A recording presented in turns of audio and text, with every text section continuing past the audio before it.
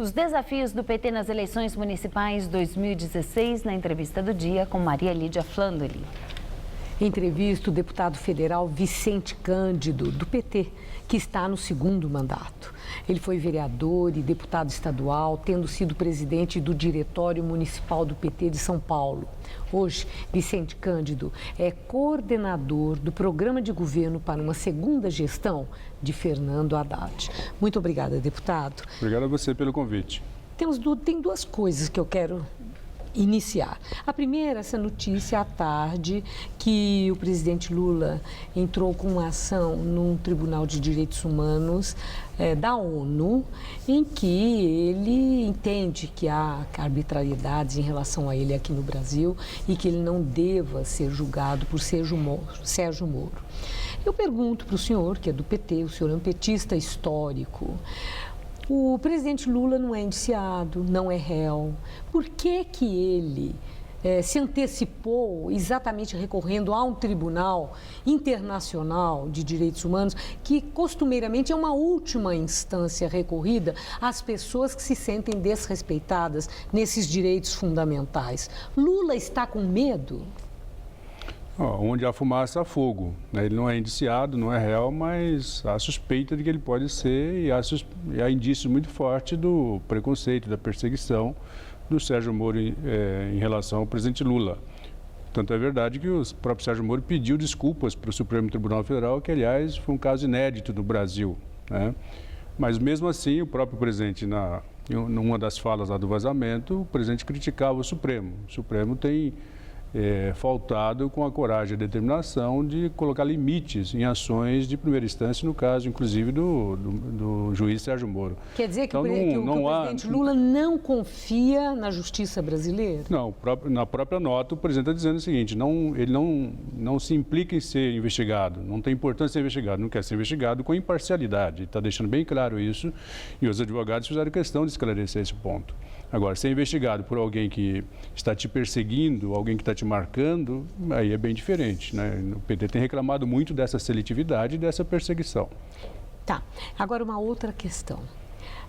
Eu tenho a informação que no PT, vários petistas ficaram contrariados, não gostaram da resposta que a presidente Dilma deu às questões que foram formuladas a ela sobre aquelas declarações de João Santana, que recebeu dinheiro de Caixa 2 em pagamento a serviços por ele e a mulher dele prestados na campanha de 2010. A presidente Dilma disse que ela não tem que dar essa resposta, que isso não é responsabilidade dela, e sim da tesouraria do PT.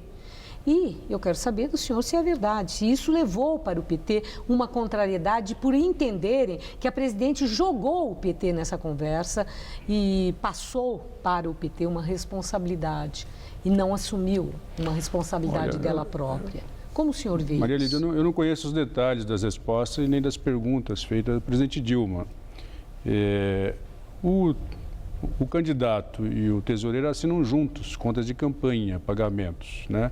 Agora, isso não quer dizer também que o candidato tem cabeça e tempo para ficar analisando os detalhes da prestação de contas e do pagamento do dia a dia.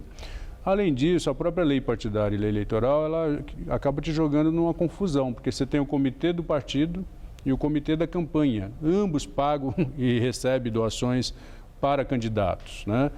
Eu creio que essa fala da presidente Dilma, ela está, por exemplo, se referindo ao comitê partidário, né? Que o partido recebe, pode repassar, recebe, pode pagar. Então, se houve alguma ilegalidade... Ela se referiu à tesouraria do PT, usou essa expressão. Mas então, é que o termo aí, ele pode ser usado de várias formas, né? Chega em época de campanha, você tem dois comitês, você tem o do partido e tem o do candidato. Sim. Os dois exercem funções muito parecidas, muito concorrentes. Aborrece o senhor que tenha sido essa a resposta?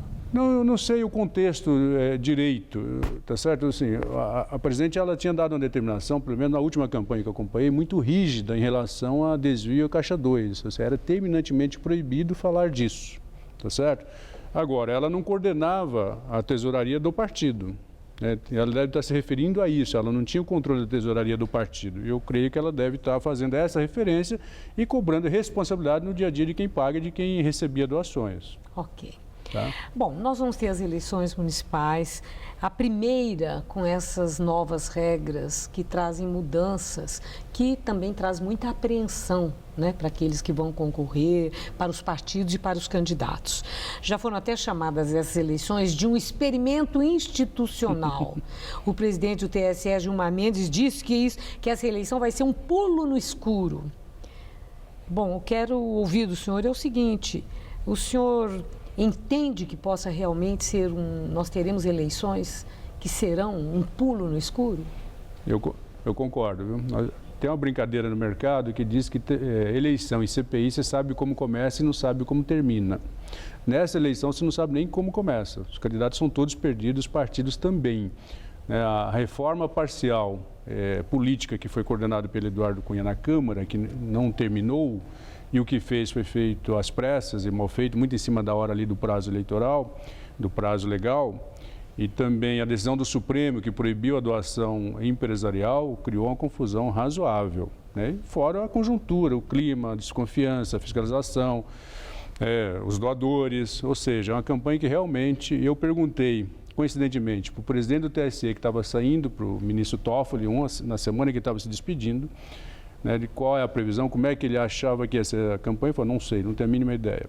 Também perguntei no dia da posse do ministro Gilmar Mendes, ele falou, também não tenho a mínima ideia ainda. É tal pulo no Você escuro. pergunta para os grandes partidos, para os candidatos também, a mesma coisa. Isso é muito ruim, porque realmente pode ser um voo no escuro, onde poderia ser um grande laboratório. O Brasil, depois da Lava Jato e depois dessa investigação toda, em todas as frentes de investigações, é um outro Brasil.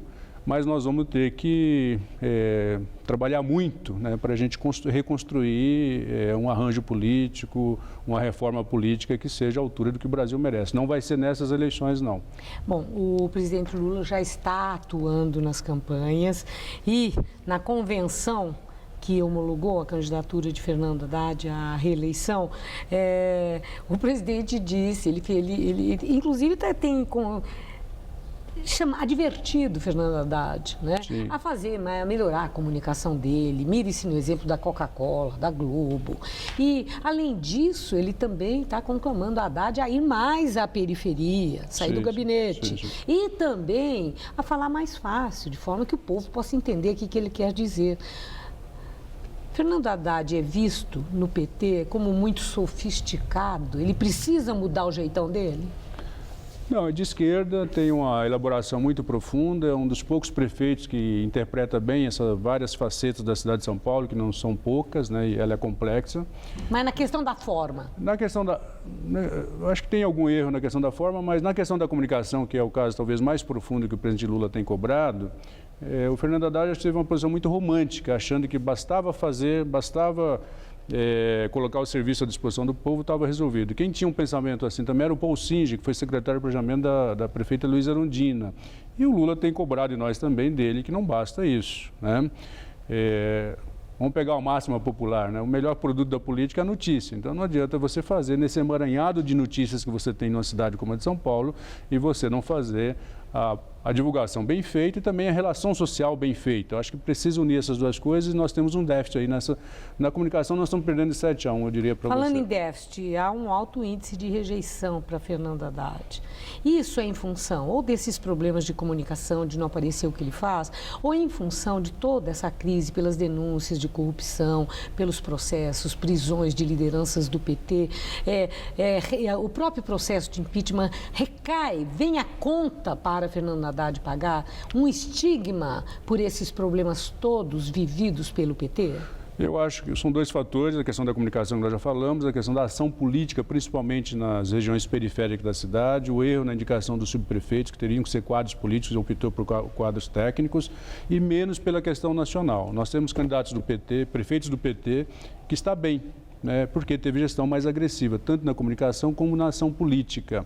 Evidente que em São Paulo tem um grau a carga ideológica maior, aqui está o centro da mídia do Brasil, né, mas onde tem uma gestão mais agressiva, tanto na comunicação quanto na política, mesmo com a crise nacional, os candidatos do PT estão sobrevivendo. Até porque o eleitor é muito sábio nessas questões. Ele separa o que é a questão nacional e o que é a minha rua, o meu bairro, a escola ou a saúde da minha família. Se você faz isso, você consegue superar essa dificuldade, mas o Fernando vai superar isso agora durante a campanha, que a gente equilibra o tempo no programa eleitoral. Muito obrigada, deputado, pela entrevista. Eu que agradeço. Uma boa noite. Obrigado. Gamberini.